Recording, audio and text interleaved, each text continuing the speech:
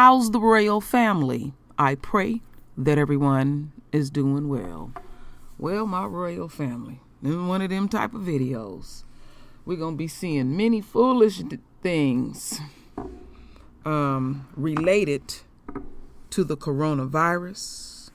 We're going to see Esau especially act a complete fool, do some of the most atrocious things.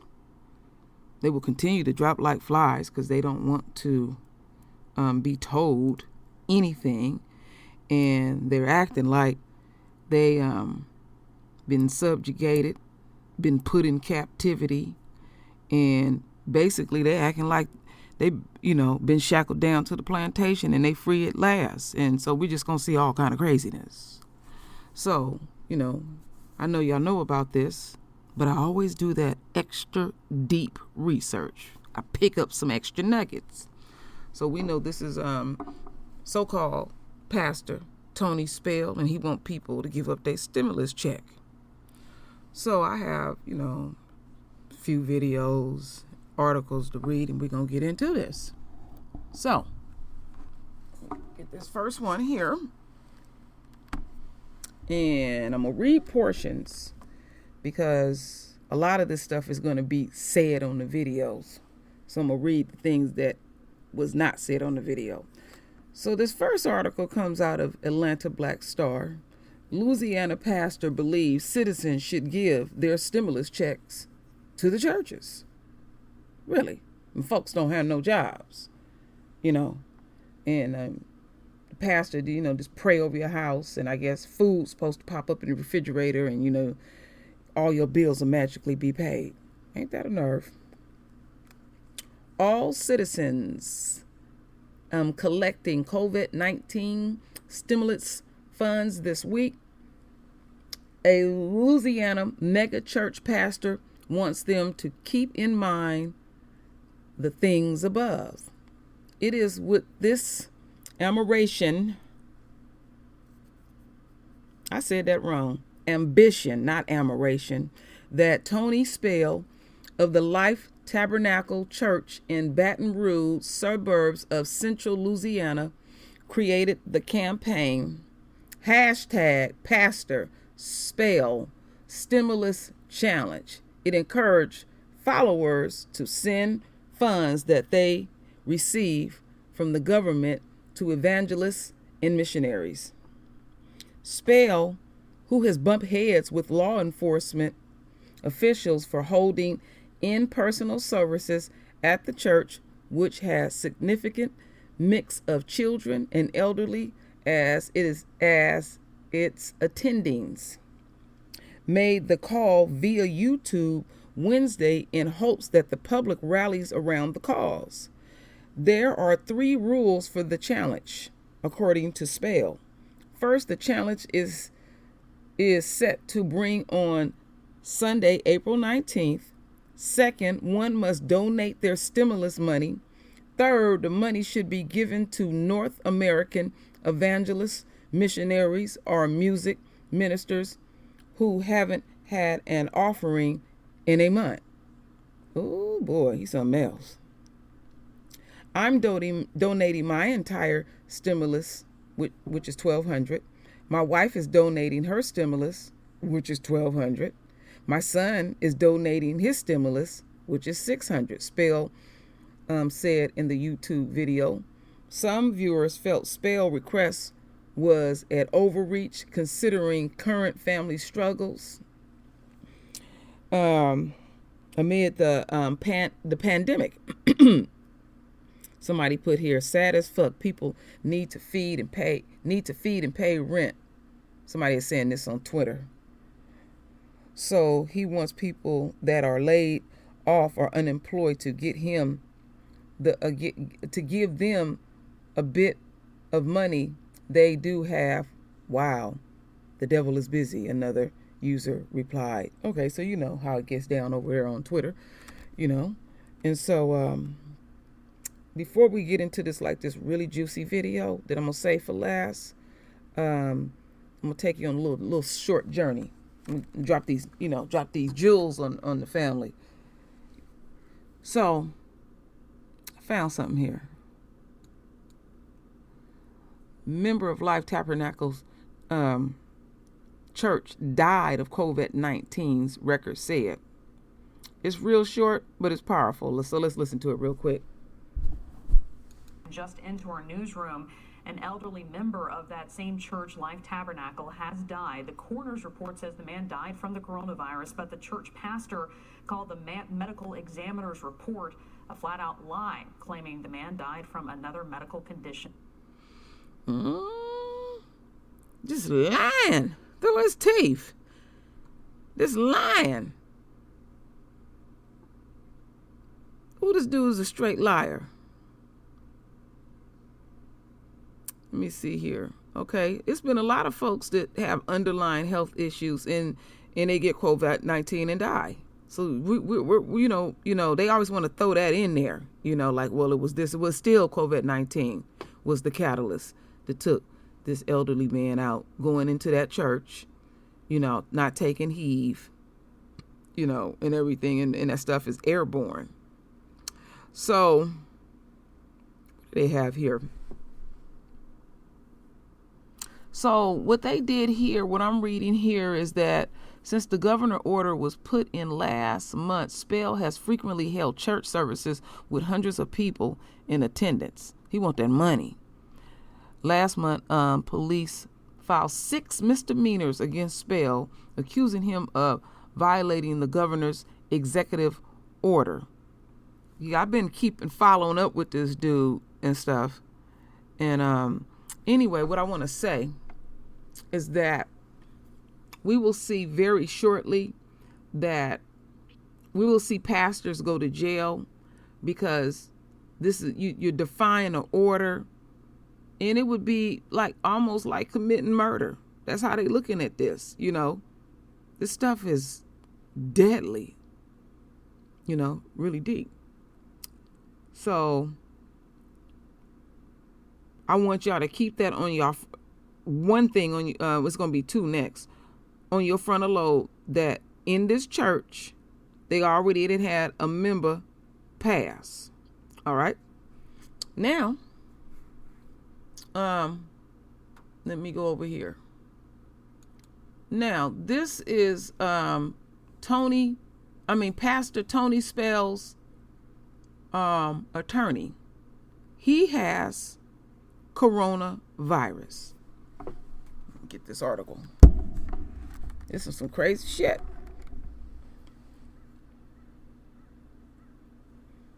Okay. Lawyer of Louisiana pastor who held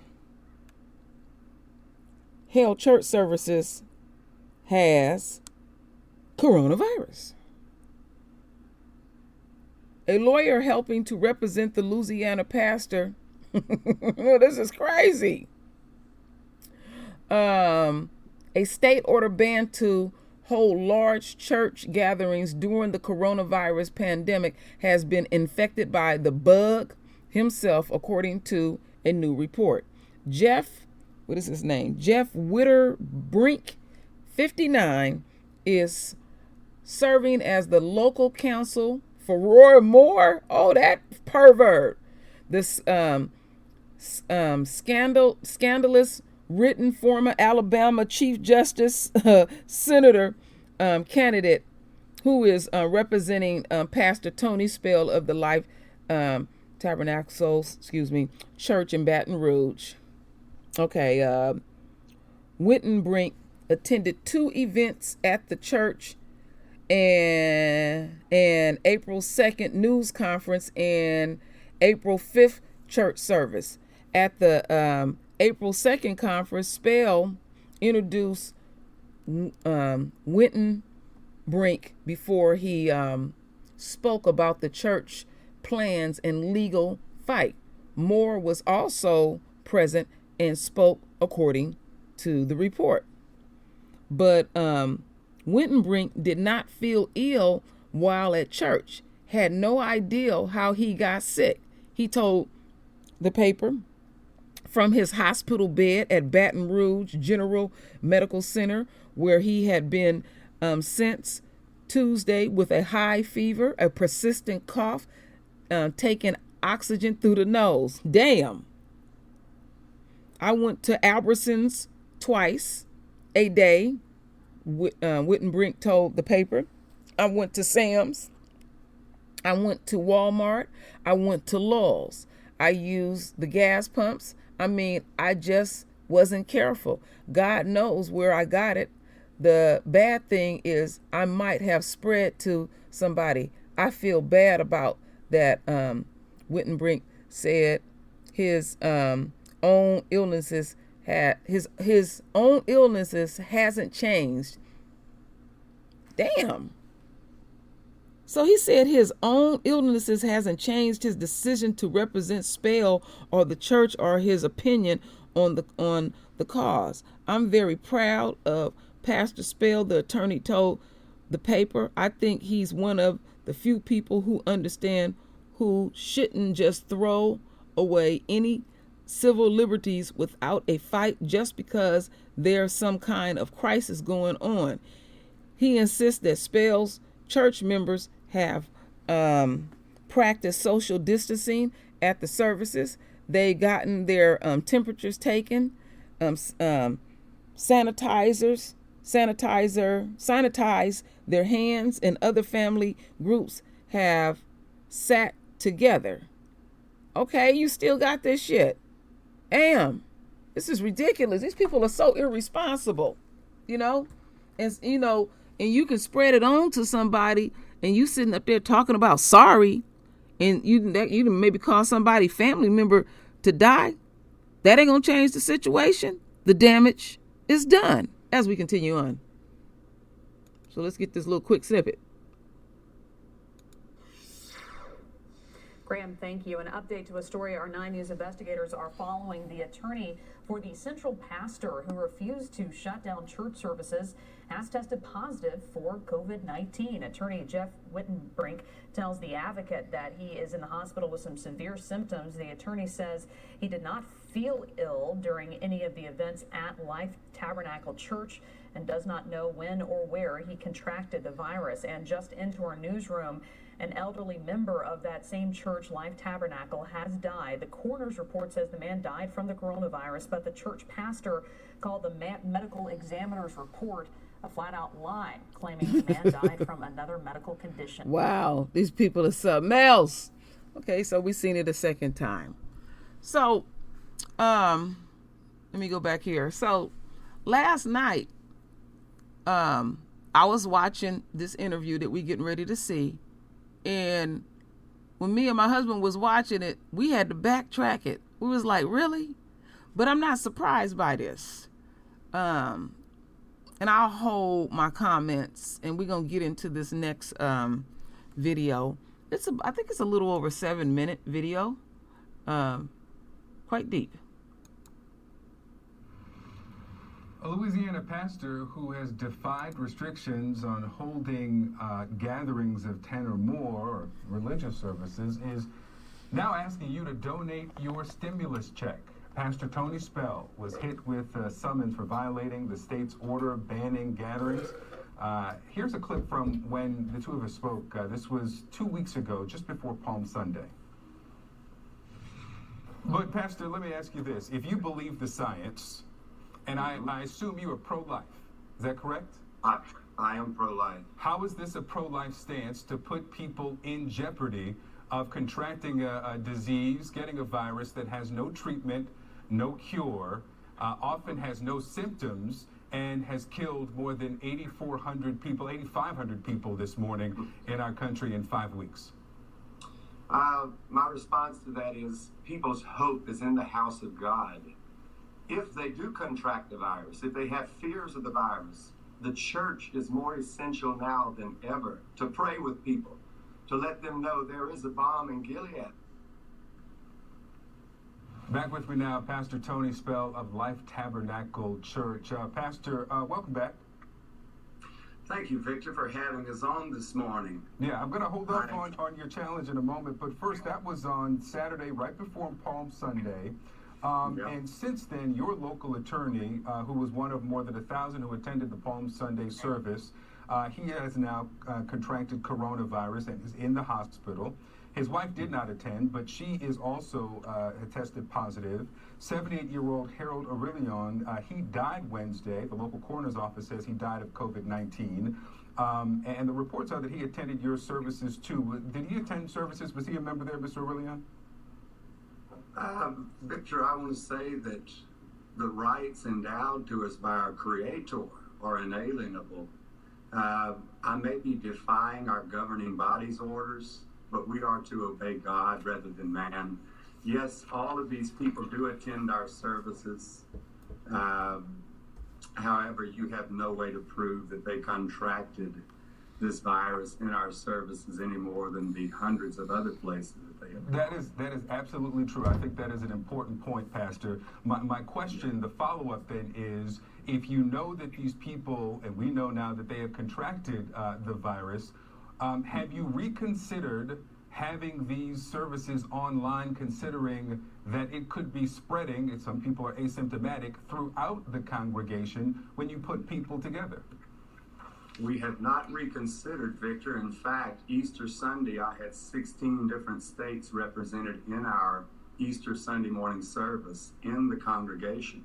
Actually, people are coming out in more numbers to worship freely because they're seeing that this is such a false balance in our nation.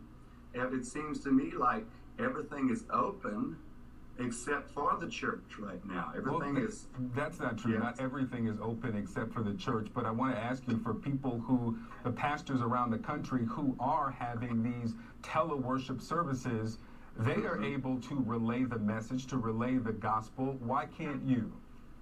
We cannot, because the Word of God commands us to assemble together. And it is discrimination for me to get on this screen and try to reach the people who do not have the ability to watch me on the screen. That is, if anybody should be up in arms, it ought to be the civil rights movement, who are asking me to discriminate against my poorer congregation who do not have internet. They cannot watch me on a phone. We pick them up. We're going to run 27 buses this morning, pick them up and bring them to church, feed them a meal, and then we're going to have a worship service. This is the only way we can operate. You talk about your poor members, your 27 buses you send around. Let me ask you about what you're starting today. A tough time for so many people. 22 million people newly unemployed. You talk about how needy some members of your congregation are, and this is what you're launching today. Let's play a clip from your video online. Number one, April the 19th, 2020, it begins. Rule number two, donate your stimulus money. Rule number three, donate it to evangelists, North American evangelists who haven't had an offering in a month, missionaries who haven't had an offering in a month. If you don't have a church, give through my website. You're now asking people who you know in your congregation who don't have much, who can't even get to you without you going to pick them up, to hand over the $1,200 stimulus check. Why?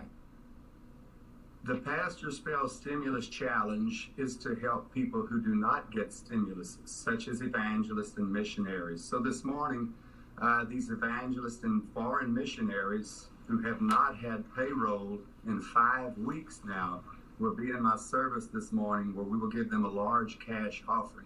You know, Victor, but Pastor, hold on, Pastor, because nonprofits and faith-based ministries can apply for the Paycheck Protection Program. You can get the economic injury, but that is your choice. If you know that your people, Victor, I just made sure that I printed out on the Small Business Administration website, you have the option. My question is, and I'll let you answer, I will let you answer, but to say that people who you know don't have much, you have to go and pick them up to bring them to your church, to then ask them to hand over the $1,200, the only money some people will have, and you have another option. Why not give that money to them? And why isn't this a time for the church to give to those who do not have?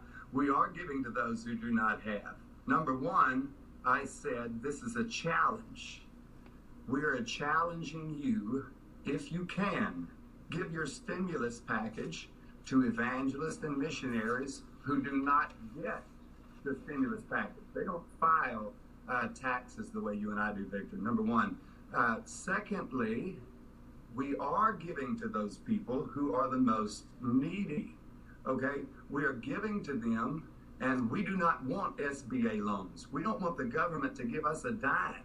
We are happy to provide for ourselves. Never will our federal or state government put one penny into our church, because the second they do, they control us. You are tax exempt though, right?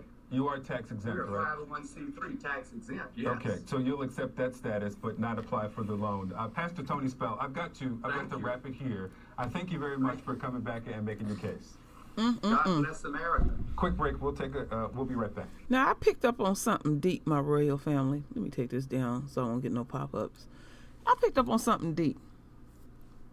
Not only was he asking for people to donate their stimulus check within his church, he was like, even if you don't got a church, you can, donate it to my church. He don't care where he get the money from. Then he gonna play that trickaroo game, say, well, my wife and my son and myself, we gonna donate ours too. Who's controlling the money? See, these people, this ain't cool. Now, what I was thinking about is, I get donations on this channel. And I've been requesting donations because we, not I, are helping our family to get the necessary supplements that they need. So True Royal ain't doing nothing. It's the royal family. It's not my money. And it's a great responsibility, and people entrust you. Y'all ain't met me. The only person that has ever seen me face to face and been in my house is Cheetah Baby Goddess. And my oldest son said something profound to me. He was like, wow, Mom. He said, a lot of your subs really trust you to do what you say you're going to do. And I said, I'm going to do exactly that, because whatever energy that I individually is given off, y'all are entrusting that I do the right thing. Oh, and just to let y'all know, I think it was 2 days ago, I finally got my channel back re-monetized.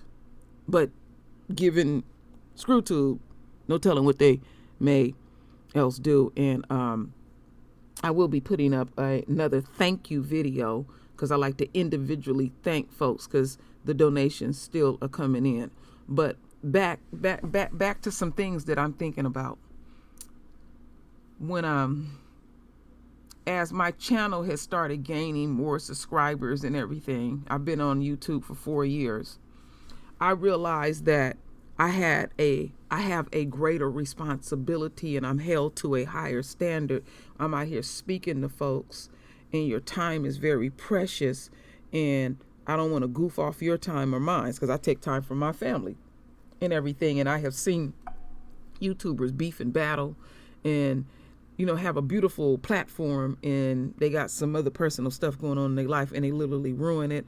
And I've seen platforms where people have gave tremendous amounts of money, and then they just screw all of that. And that kind of stuff, I was looking at that, and I said, I don't ever want to be a person known to, I'm hounding folks for coins, because I'm the type of person in my personal life, if I ask, I really need.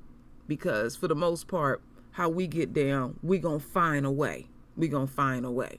I just had to get that off of me, because these people have a sense of entitlement, and I don't feel entitled, because I'm not good at receiving, and I beat myself up for it. I like to be the one doing the giving, but I like to give anonymously, because I don't want that person to feel like they are beholding or anything. Because I've seen people give, look what I did for this person, look what I did, and so this is all about you, your gain and glory and all these type of things. But back to this stuff like this is very irresponsible. And the reason why I'm speaking so heavily on this, Okay, about a month or so ago, up in Arizona, that whatever that drug that they use for malaria, Trump was trying to push real hard. Well, one of the ingredients in it, you can clean your fish tanks with it. And, this couple took it. The husband died. The wife was in critical condition. And what's so irresponsible what Trump did is we got people like this where they'll look at their so-called unquote leaders and hold on every word and wholeheartedly believe them. You would not believe the people that email me and depend on me giving them some type of something. And I always say this, I may let you down. I rarely give guarantees, and I may seek counsel from you. I don't have all the answers. So there's a greater responsibility. So I made a conscious choice to be a responsible content creator, because every penny we get is hard. And to have this sense of entitlement type of attitude, it turns me off. It really do. It turns me off because somebody then gave over their precious coins and you have this sense of arrogance. I'm going to always remain humble. I'm not a proud person. I immensely thank the royal family. I cannot thank you enough.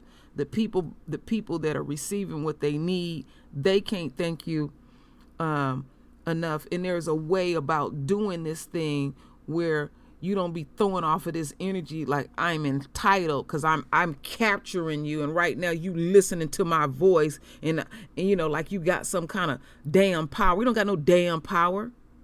Get yourself all swole up like you all that, your little 2 minutes of fame or whatever this thing is that people be, I'm telling you, some of these people be out here on some ego tripping, really ego tripping. There is a responsibility when you are leading, and I don't look at myself as a leader, and I'm not trying to put myself down or anything. I just know I have a powerful voice like many in the royal family. I have been affected by the system. I hurt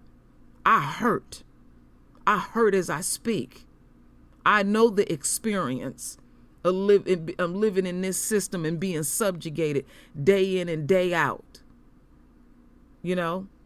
My stepfather is the oldest political prisoner in California, Romaine Chip Fitzgerald. I've never known him out of jail. And to see that man when he was young and then how he looked now, and you see the hurt, and he's still, trying to maintain in his, 70-year-old body, I'm still a strong black king. It's just a lot of things that are running through my psyche right now, my royal family, when these people have these type of attitudes and everybody out here hurting. And then, these other folks in the church, they ain't receiving and get your ass a job or something, or go do something. There's jobs out there. People delivering groceries, dropping packages off everywhere.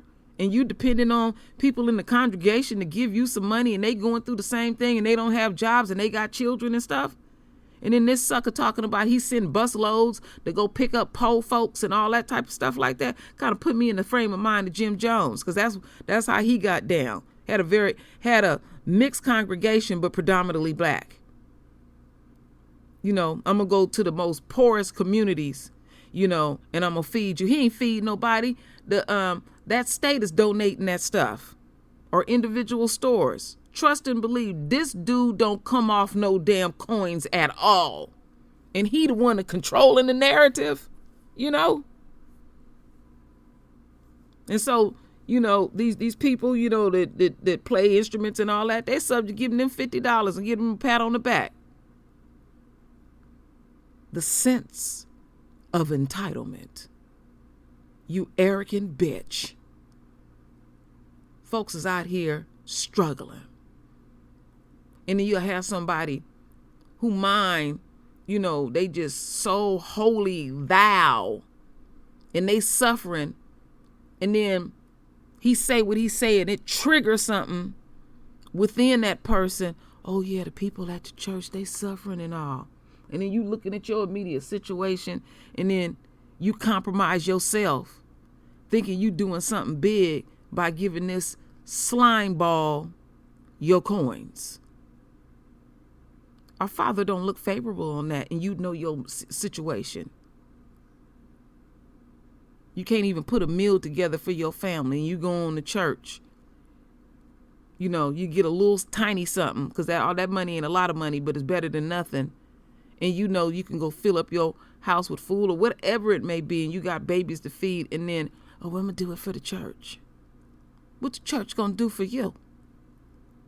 You know, all these other ones didn't adjust it to, you know, via internet so they can keep their cash flow.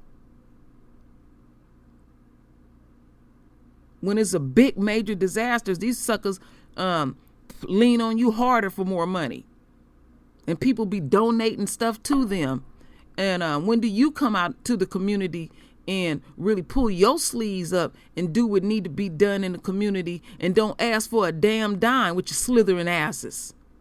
That's why people turned off from the church. This type of atrocious behavior.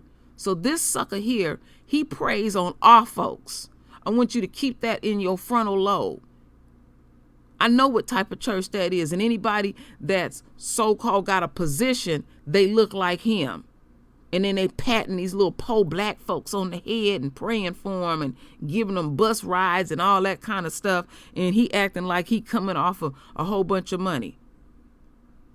Oh, no. He gonna make damn sure he in a win-win situation.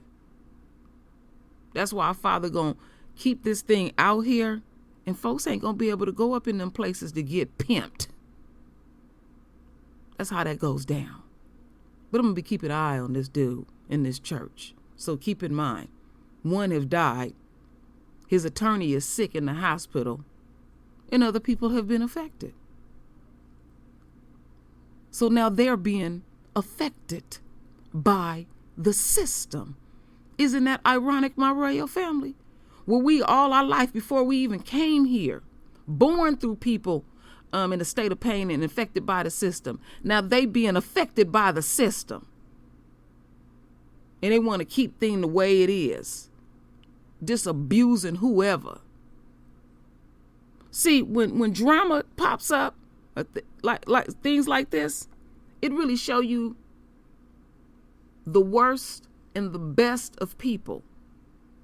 It'll show you things about yourself that you wasn't even capable. You wouldn't even know you were capable of accomplishing. Always remember, my royal family, you come from royal stock. And I expect you, and you should expect me, to a higher standard. A higher standard. And I know y'all wondering probably, why are you so more emotional today?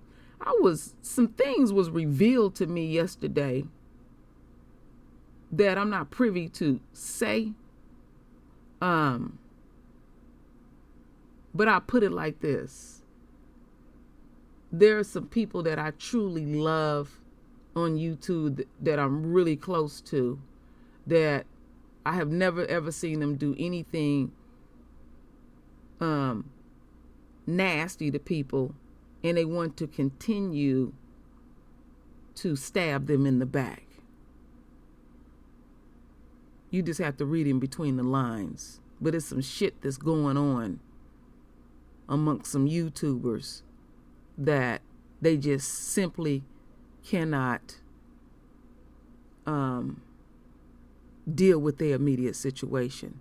So they like to, put a smile on their channel, but they steadily stabbing this person in the back. And when I found out about it, I was so angry yesterday, and I really had to get my mind right. I really had, I mean, because that venom in me, I can expose this person and it wouldn't be a good look, and y'all wouldn't like me either. So I got to remember, I don't want to let y'all down and redirect energy. I have to remember to take my own advice. So that's where I'm really just pissed right now about many things, and I'm hurt. So I'm gonna just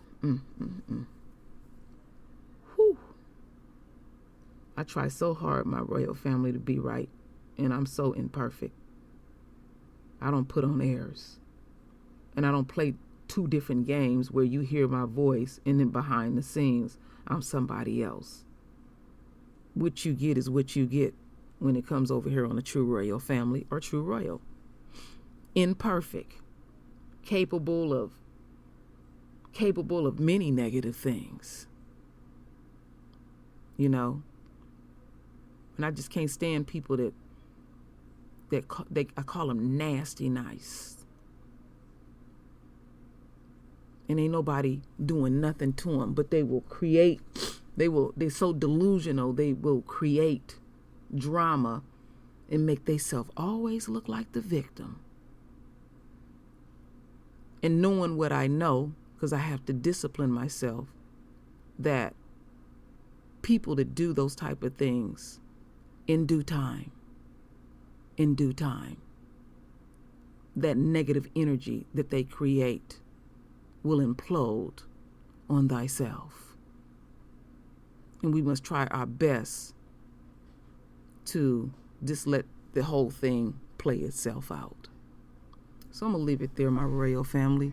Render your voice with your beautiful divine words. And as always, my royal family, I thank you for your love. I thank you for your support. And with that said, Ashe.